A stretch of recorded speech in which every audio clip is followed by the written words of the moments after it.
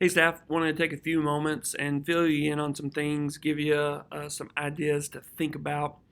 You've heard us talk over the last month or so about some of the problems with poor internal communication.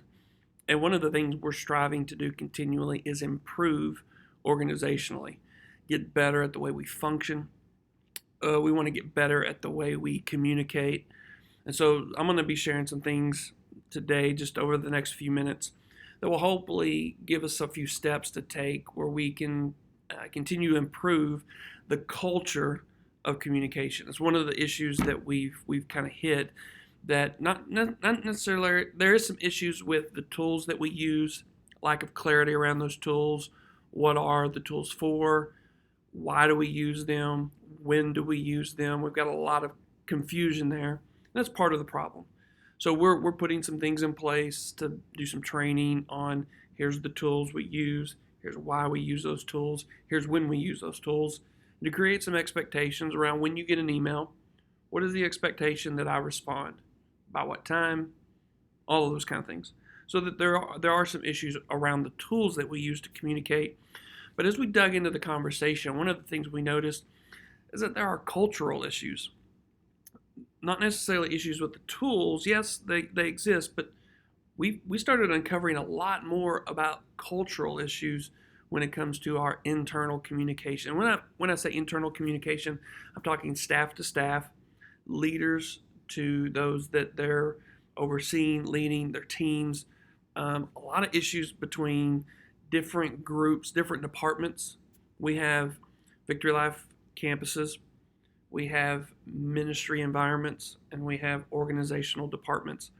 Sometimes there can be some confusion or lack of communication between all of those. And so we want to take some steps to improve our internal communication so that as things are established, things are decided, conversations are had, everybody's informed, and everybody kind of knows what's going on in the right time frame.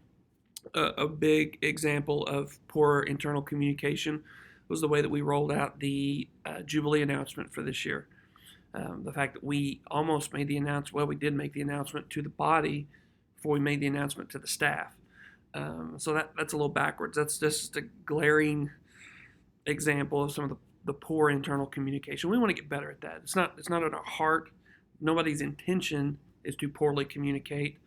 So we want to change. I identified one of the problems. I'm in a conversation with someone, and I said, "Well, I work from the assumption that when I communicate to you, you take the information that I've communicated to you and you communicate that to others." And he said, "Well, that's funny, because the assumption that he was working from is that when you tell me something, I'm supposed to hold that confidential. I'm supposed to keep that. And unless I'm told to take that information and pass it on, I hold on to it." And man, that struck a lot of us in the conversation as, okay, there's a problem. We're working from different assumptions. And so I put together just a little bit of a keynote. And what we did is we developed some internal communication principles that hopefully start putting everybody on the same playing field, puts everybody on the same page, so that we're working from the same assumption. Because when you've got individuals within our staff, within our teams, functioning and communicating from two different assumptions, that causes a problem. I'm assuming when I communicate to you, you communicate to others. You assume when I communicate to you, you're supposed to keep it confidential until I tell you to communicate that. So immediately we began to identify the problem. And that was that what I've just said, we're operating from different assumptions. And so I assume when I share information that others know when and who to share that with. That's my assumption that I'm working from. Communicate to you, you know who you need to communicate to, and you know who you need to share that with. Whoops. My computer might go dead here in a second. So I'm assuming when I share that information, you know what to do with it. You're working from the assumption that when I'm told information, I'm to keep it confidential. So we wanted to kind of get everybody on the same playing field, on working from the same assumption.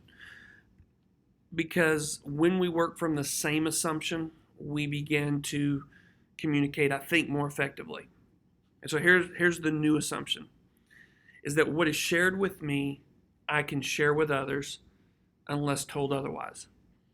What's shared with me, I am now empowered with information that it is my responsibility to share with others. When I'm told something, I have the responsibility to make sure that information is taken to my team. Now we have to balance this because there are some things in the organization that as we share, they need to be kept confidential. There's timelines. There are things that information can hurt people if it's delivered too soon to the wrong person. So we have to. This is complex. This is hard. I think working from this assumption, what we've decided as a team, is, as a lot of people have put voice to this, that if we work from this assumption, what is shared with me, I can share with others. I need to share with others. It's my responsibility to share with others unless I'm told otherwise. So as we dig in a little bit deeper, we work to this principle. It is the responsibility of the person sharing the information to clarify the level of sensitivity and confidentiality. So if I'm bringing information to you, it's not necessarily your responsibility to determine the level of sensitivity. I'm giving you the information. I'm giving you the update. I'm giving you the announcement. It's my job to tell you, hey, this is confidential. Please don't share this with anybody. This is a sensitive issue. This could hurt so-and-so.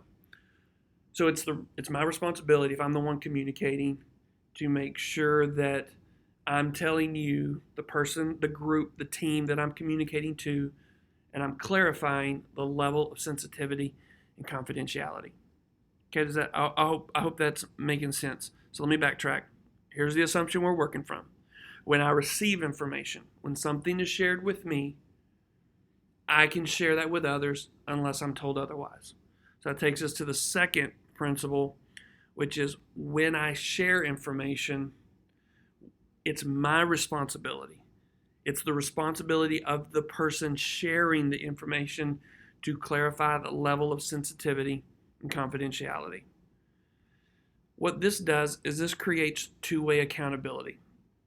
We talk a lot about accountability within our system. And so here's what this does. It creates that if I clarify confidentiality, if I tell you information and I say, look, this is confidential, these are the boundaries of with who you can share this with and in what time frame, and you go and share that anyway, now I can hold you accountable because I clarified this is confidential. This is not to be taken out of this meeting, out of this space. And if you go and share that in, now I can hold you accountable because I clarified that this was to be accountable. But if you share that information and I didn't clarify the level of confidentiality, and I come to you and say, hey man, why'd you tell that? Why'd you share it? You can now hold me accountable. Listen, in the conversation, you didn't clarify that this was confidential. So I'm working from the assumption that when I receive information, I can take information to others. When I received it, I can now take that information to other people.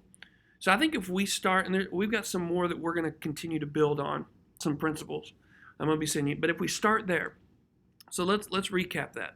We work from the same assumption that when information is shared with me, I can share that with others unless I'm told otherwise. Okay, so we want to work from that assumption. So as information is passed to you, you're going to be able to share that with your team unless it's clarified. So we go to the second principle quickly. It is the responsibility of the person sharing the information to clarify the level of sensitivity and confidentiality. Okay? That creates two-way accountability.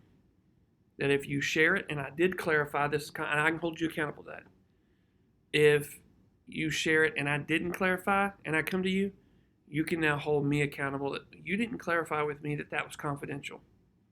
So I hope those couple of principles, working from the same assumption, will begin to give us steps to take that will help us improve the quality of our internal communication.